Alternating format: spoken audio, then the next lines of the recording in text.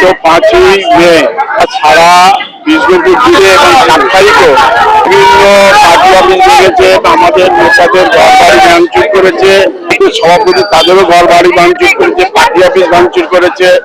এবং 5 তারিখেও আমরা দেখলাম আমাদের আমগাছিয়া পার্টি অফিস ভেঙেছে। তখন আমি রাস্তায় নেমেছি এবং আমি যখন রাস্তায় নামি তখন ওদের সেন্ট্রাল ফোর্স অন্যান্য ওদের প্রার্থী যে যেতে নিয়ে সে 30খানা বাইক নিয়ে মিছিল করে আসছে, লজ্জার বিষয়। যখন আমার সামনে এলো আমাকে বলছে এটা আপনি দেখুন। আমি কি দেখবো? যে বাবার নাকি কার হাত ধরে টানা নিচ্ছে, সেটা আমরা প্রুভ করে দিয়েছি। বাবান জেলা পরিষদের মেম্বার, আমাদের এই বিষ্ণুপুর 1 নম্বর ব্লক তৃণমূল কংগ্রেসের সভাপতি, ভদ্র ছেলে, সভ্য ছেলে, কখনো হতে পারে না। মিথ্যে কথা বলছেন আপনি। তারপরে অনেক তর্কাতর্কি হওয়ার পরে আমরা ওই দিনও আমরা একটা মিছিল করি, 50 জন ছিল। আমরা মিছিল শেষে 2000 মিছিল হয়েছে। আমাকে আইসি রিকোয়েস্ট করেছিলেন, ওদের প্রশাসন রিকোয়েস্ট করেছিলেন আপনি 4টে দিন ওয়েট করুন, দেখবেন আমি অনেকটা ঠিক করবো। কিছুটা করেছি, অনেকটা করেনি। এবং বিজেপির নেতারা 2-1 জায়গায় তারা ঠিক করেছে, সব জায়গায় করেনি। তারপর দেখলাম পঞ্চৌকি থেকে ওরা 250 বাইক, যেটা সাতগাছিয়া এবং বিষ্ণুপুর মিলে, এবং একটা জেসিবি নিয়ে তারা আমাদের এই যে বিষ্ণুপুর, এখান থেকে বিষ্ণুপুর শান্তির বিষ্ণুপুর কৈলান থেকে আরম্ভ করে নেপালগঞ্জ হয়ে কয়েলের পর তারপরে ওইদিকে হয়ে আমতলা, এই যে একটা একটা উত্তরপ্রদেশের একটা যে বুলডোজার সেই রাজনীতি এখানেও চালু করতে চাই। আমি এসপি কে বললাম, আইসি কে বললাম, বললো বন্ধ করেছি, কিন্তু কোথায় বন্ধ করেছি আমি সেই ছবি পাইনি। আমি বললাম তাহলে কাল থেকে আমি নামছি। আজকে নেমেছি এবং আমি আমতলায় নামবো। আমাদের মগরাহাট পূর্ব, মগরাহাট পশ্চিম, সাতগাছিয়া, বিষ্ণুপুরকে নিয়ে ধানকল থেকে আমাদের এমপির অফিসও ভাঙচুর করেছে, কার্যালয়, তৃণমূল কংগ্রেসের কার্যালয় ভাঙচুর করেছে। ওই পর্যন্ত আমরা মিনিমাম 6, 7, 8, 10 হাজারের মতন আমরা মিছিল করব। আমাদের সঙ্গে মানুষ আছে কিনা আমরা দেখাতে চাইছি। আর এখানে কয়েকটা হারমাত, এই যে দেখছেন বিল্ডিং, পুরো বেআইনি, কোনো পারমিশন নেয়নি, কোনো নকশা নেই, সব মিশে এখানে আবার করে সন্ত্রাস করতে চাইছে প্রফুল্ল দলই। ওদিকে অভিজিৎ নস্কর, তার কোনোদিন আমি চিনতাম না, সে বলছে নাকি তার বাড়িতে খেয়ে মানুষ হয়েছে। আমি এই জায়গা থেকে আমি এক্ষুনি বলছি, যারা যারা আমাদের বাড়ি ঘর দিয়ে ভাঙচুর করেছে তাদের প্রত্যেকে টাকা দিয়ে ছাড়িয়ে দিতে হবে, আর ওখানে কান ধরে উদ্বোস করতে হবে। তা না হলে আমরা তাদের কাছ থেকে কিভাবে আদায় করতে হয়, আর না হলে ওদের বাড়ি বিক্রি করে যাদের ভাঙচুর করেছে তাদের আমরা ছাড়িয়ে দেবো এবং এদের এখান থেকে আমরা তাড়িয়ে দেবো। এখানে শান্তির বিষ্ণুপুর, সেই শান্তির বিষ্ণুপুর অশান্ত করে তুলেছে।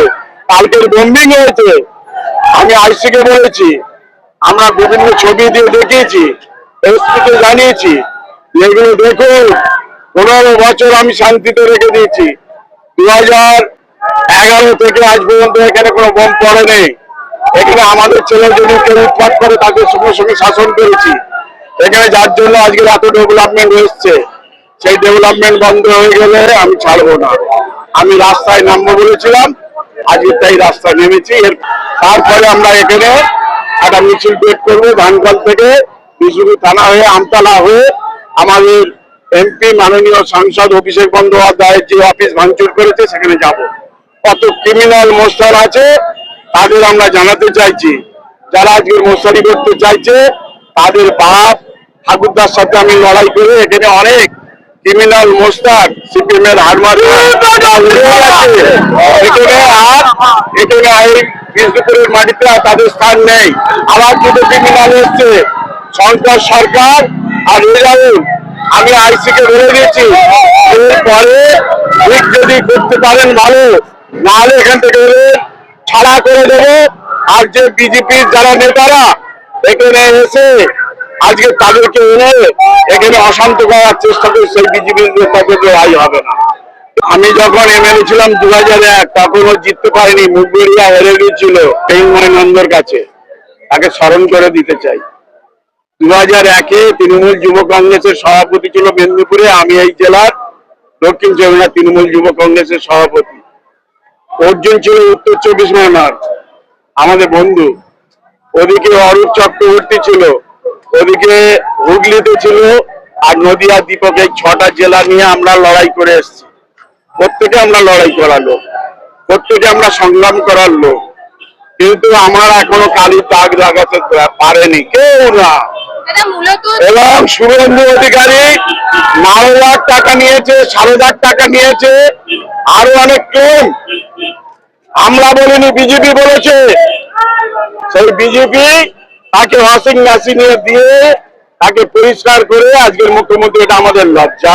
তবু শুভেচ্ছা জানাবো। এত বিভিন্ন রকমের চুরি কারচুপি করে জিতে আমাদের প্রায় 40-50টা বিধায়ককে তাড়িয়ে দিয়ে গণনা কেন্দ্র থেকে ভোট মেশিন চুরি করে বিভিন্ন ইভিএমে কারচুপি করে তারা জিতেছে।